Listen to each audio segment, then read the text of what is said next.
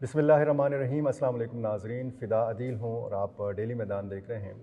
موجود ہوں وطن کور میں، یہ قومی وطن پارٹی کا سیاسی دفتر ہے، اور یہاں پر تھوڑی دیر پہلے مادری زبانوں کے عالمی دن کے حوالے سے ایک سیمینار کا انعقاد ہوا ہے۔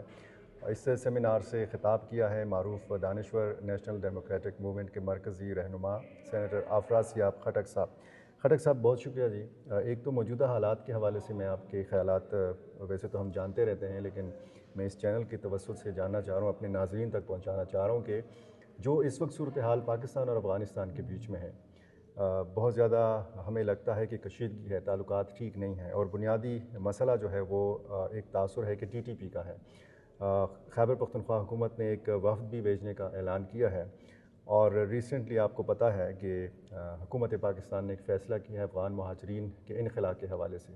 پہلے 28 فروری تک تاریخ دی گئی ہے کہ آپ راولپنڈی اسلام آباد چھوڑ دیں، اس کے بعد بتدریج باقی ملک سے نکالا جائے گا۔ کیا متفق ہیں آپ اس فیصلے سے؟ نہیں، میں اس فیصلے کے خلاف ہوں۔ یہ تو ظالمانہ فیصلہ ہے اور بہت غلط فیصلہ ہے۔ پاکستان کے لیے بھی اچھے نتائج اس کے نہیں ہوں گے۔ یہ تو بین الاقوامی قانون کی بھی خلاف بات ہے۔ دیکھیے، اصل میں پاکستان کی پالیسی جو ہے وہ یہ 1980 کی دہائی سے جو پالیسی جنرل ضیاء الحق کے دور سے بنی ہے، یہ بڑی ناقص اور غلط پالیسی ہے۔ اصل میں یہ پاکستان کی پالیسی نہیں تھی، یہ مغرب کا حکم تھا۔ پاکستان نے اس کو، پاکستانی جرنیلوں نے اس کو صرف اس کو عملی جامہ پہنایا ہے ضیاء الحق کے وقت سے، اور اس میں تبدیلی نہیں آئی اب تک، آج تک نہیں آئی، آج تک میں عرض کر رہا ہوں نہیں آئی ہے۔ تو اس میں یہ تھا کہ یہ دیکھیے، مثال کے طور پہ میں آپ کو ایک مثال سے وضاحت کرنے کی کوشش کرتا ہوں۔ اتنی زیادہ مہاجر پاکستان میں رہے، لیکن پاکستان نے نہ مہاجروں کے بین الاقوامی قانون پر دستخط کی، کنونشن 1951 جنیوا کنونشن، 1967 کا پروٹوکول ہے، عالمی پروٹوکول ہے مہاجروں کے بارے میں، پاکستان اس پر دستخط نہیں کیے۔ پاکستان نے اپنا بھی کوئی قانون نہیں بنایا، مہاجروں کے لیے پاکستان میں کوئی قانون نہیں ہے۔ تو کوئی عالمی قاعدہ یا قانون تو پھر امپلیمنٹ نہیں ہوتا پاکستان کے اوپر؟ نہیں، وہ امپلیمنٹ تو وہ پھر میں آتا ہوں، وہ امپلیمنٹ ہونا چاہیے، وہ اور اس پر بات کریں گے۔ میں یاد کرنا چاہتا ہوں کہ یہ غلطی کی بات نہیں ہے، یہ قصدن کیا گیا ہے۔ اچھا۔ تاکہ جب یہ لوگ آئے پہلے تو یہ مہاجر تھے، پھر ان کو مجاہد بنایا گیا۔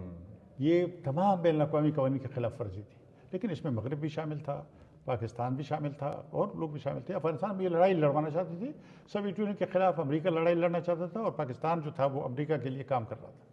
تو یہ مشکل ہے کہ یہ پالیسیاں پاکستان بناتا نہیں ہے، پاکستان اس پر عمل درآمد کرتا۔ تو یہ مہاجروں کے بارے میں آپ دیکھیں، اتنا بڑا قانونی خلا ہے، اس لیے انہوں نے نہیں بنایا کہ جب چاہے ان کو لڑاؤ، ان کو جنگ کے ایندھن کے طور پر استعمال کرو۔ اگر افغانستان میں آپ کے تعلقات خراب ہو جائیں کسی حکومت سے، تو ان کو تھوک کے حساب سے بھیجو تاکہ وہ ان پر دباؤ پڑے، وہاں پہ انتشار پھیلے۔ تو انسانوں کے ساتھ اس طرح کرنا تو ظالمانہ اقدام ہے۔ آپ افغان حکومت سے آپ کے اختلاف کریں، آپ اس میں اس کی بات نہیں کرتا۔ میری گزارش یہ ہے کہ اس کا بدلہ مہاجروں سے کیوں لے رہے ہیں؟ مہاجر تو بیچارے لوگ ہیں، یعنی ولنریبل، مظلوم لوگ ہیں، تو ان سے اس طرح کا سلوک جو ہے وہ روا نہیں ہے۔ اسی طرح سے یہ باقی جو جنگیں افغانستان میں لڑی گئی ہیں، ہم تو آپ کو معلوم ہے، ہم تو اس سیاسی مکتب سے تعلق رکھتے ہیں جس نے 1980 کی دہائی میں کہا تھا کہ آپ یہ پرائی جنگیں نہ لڑیں، ہم نے اس وقت کہا تھا۔ اور اچھا، یہ ٹی ٹی پی کی بات کر رہے ہیں، یہ 2007 میں ٹی ٹی پی بنی، 2007 سے 2021 تک ٹیلی ویژن پر میں نے درجنوں مباحثوں میں حصہ لیا ہوگا۔ یعنی ہم کہتے تھے کہ یہ ایک تنظیم ہے، یہ ریٹائر جنرل کہتے تھے نہیں، یہ ایک تنظیم نہیں ہے، افغان طالبان تو مجاہدین ہیں، ٹی ٹی پی تو ہندوستان کی راہ نے بنائی ہے۔ اب یہ کہنے لگے تھے نہیں، یہ دونوں ایک تنظیم ہے۔ یہ جو 14 سال ہمارے ساتھ یہ کہہ رہے تھے، کیوں عوام کے سامنے جھوٹ بولا گیا؟ لیکن افغان پالیسی جو ہے اس کو بدقسمتی سے جاسوسی ادارے بناتے رہے ہیں۔ یہ کوئی سیاسی پالیسی ہونی چاہیے سیاستدانوں کا۔ یعنی یہاں پر 60 ملین پشتون رہتے ہیں، وہ اس افغان پالیسی بنانے میں کتنے شریک ہیں؟ میرا خیال ہے 10% بھی نہیں ہے۔ تو اس طرح نہیں ہوگا، ایسی سیاسی پالیسی بننی چاہیے، نئی پالیسی بننی چاہیے۔ یہ جو پرانی پالیسی تھی اس کا تنقیدی جائزہ لینا چاہیے، اور بلکہ میں تو تجویز یہ ہے کہ ایک ٹروتھ کمیشن بنانا چاہیے جو اس کا جائزہ لے اور ایک نئی پالیسی بنانی چاہیے۔ اور ایسی کون سی صورت ہوگی کہ آپ پھر سمجھ سکتے ہیں کہ افغان مہاجرین کو اپنے وطن واپس چلے جانا چاہیے؟ وہ کون سی صورت ہوگی؟ ایسے جی، مہاجروں کے مسئلے ساری دنیا میں، یہ ایک یہاں تو نہیں، ساری دنیا میں ہوتے ہیں۔ اس کے 3 حل ہوتے ہیں۔ ایک حل ہوتے ریپیٹریشن، یعنی وہ اپنے ملک چلے جائیں، لیکن اس کے لیے شرط یہ ہے کہ وہ ایسے حالات ہوں کہ سازگار کہ وہ چلے جائیں اور امن سے وہاں رہیں اور ان کو خطرہ درپیش نہ ہو۔ دوسرا یہ ریلوکیشن، جو اپنے ملک نہیں جا سکتے ان کو تیسرے ملک منتقل کیا جاتا ہے۔ اور تیسرا اور سب سے بڑا حصہ جو ہوتا ہے وہ لوکل ایبزارپشن، اس کو مقامی شہریت دی جاتی ہے۔ مثلا پاکستان کے قانون میں بھی ہے کہ جو بچے یہاں پیدا ہوئے ہیں وہ پاکستانی شہری ہیں، یہ پاکستان کے قانون میں یہ الگ قانون ہے، سٹیزنشپ ایکٹ، اس میں یہ لکھا ہوا ہے۔ عمران خان صاحب جب وزیر اعظم بنے انہوں نے اعلان کیا پبلکلی کہ وہ ان افغانوں کو شہریت دینے کے حق میں ہیں جو یہ شہریت لینا چاہتے ہیں، یہ انہوں نے کہا، اور ہم اس حکومت کے مخالف تھے لیکن ہم نے اس کی حمایت کی تھی، لیکن وہ پھر جو اصلی حکمران ہیں انہوں نے اس کو نہیں ہونے دیا۔ تو ایک بھی قانون آپ نہیں مانتے، نہ بین الاقوامی مانتے ہیں نہ اپنے یہاں کا قانون مانتے ہیں۔ تو اصل میں میرا یہ خیال ہے کہ افغان پالیسی پر نظر ثانی ہونا چاہیے۔ ضیاء اللہ کی پالیسی جو تھی جس نے اس ملک افغانستان کو بھی تباہ کیا ہے، اس ملک کو بھی، اب دیکھیں پختونخوا میں کیا حالات ہیں، پختونخوا خانہ جنگی کی طرف بڑھ رہا ہے، اور یہ اس غلط پالیسی جو افغان پالیسی پاکستان کی رہی ہے یہ اس کا ایک طرح سے اثر ہے۔